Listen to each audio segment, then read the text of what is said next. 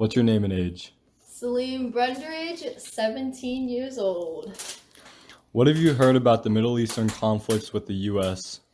I mean, I think in foreign policy, it's all you hear about these days. There's so much confusion with the whole oil, the Western countries trying to collect oil from the beginning, and now recently this assassination of that general in Iran, and everyone's suiting up for the World War III. Is that all? Do you think the U.S. Middle Eastern conflicts are justified in terms of American deployment?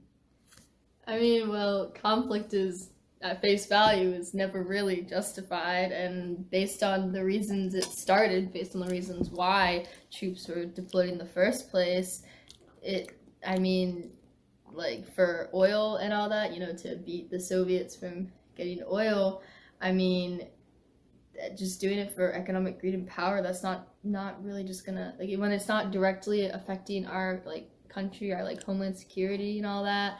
I mean, is there really a point of deploying troops? I mean, I could see the amount that we have deployed at least is just so great, and so much sacrifices were made that it's not even worth anymore. Yeah, not justified. Yeah. How do you think these conflicts affect the civilians living in those Middle Eastern countries? So a lot of the conflict that has arisen not only from the general, conflict of U.S. intervention, but also the radicalization of Islamic terrorist groups have caused a lot of conflict-induced displacement, and therefore there's just an influx of people. This is physically, at least, there's an influx of people just emigrating out into European countries and just countries that are safer and more accessible to them. Therefore, it causes certain disputes between countries that are nearby, especially like I said, especially Europe, and how just this influx is harming the population densities and distribution and all that. And then how it's obviously, emotionally, mentally, it's, damaging their livelihoods, and a lot of people brought a lot of time to, bring it up. So having to move is not having to move, and, deaths and the loss of loved ones is not always easy to cope with.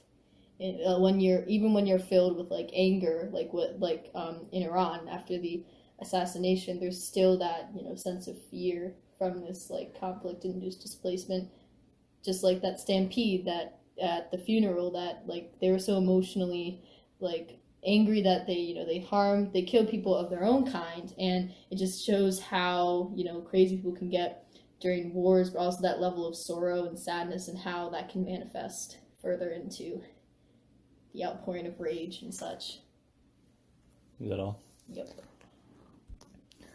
Do you think U.S. citizens are largely informed on the situation? No, they are not largely informed. Even I have doubts about the knowledge I am saying right now because of the media portrayal. And even if people are informed, it's just the way it is portrayed in the media that has caused a lot of,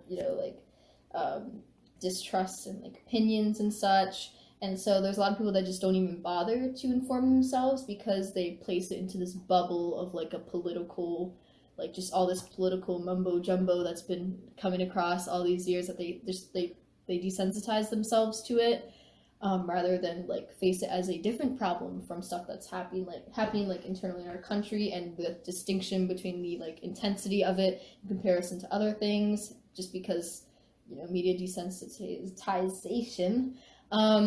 So it creates a lot of misunderstandings about not only just our culture and how the U.S. is responding to it, but also for example in Iran, obviously the assassination of the general. You can see in the media how they portray the response, the national response to it. So everyone getting angry, wanting revenge and all that, but obviously that's only the media only wants to portray the radical views because that's how they get their ratings in America. So if since they're only portraying that radical view, it brings to us as Americans, for people that actually do invest their time in research into this, um, and just watch the news as a primary source of knowledge, they think that all the opinions of Iran are generalized into just anger, when in fact a lot of people, everyday people like us, like it's less of them being like infused with like rage, and it's more so just them being scared, because I mean, we're America, we're a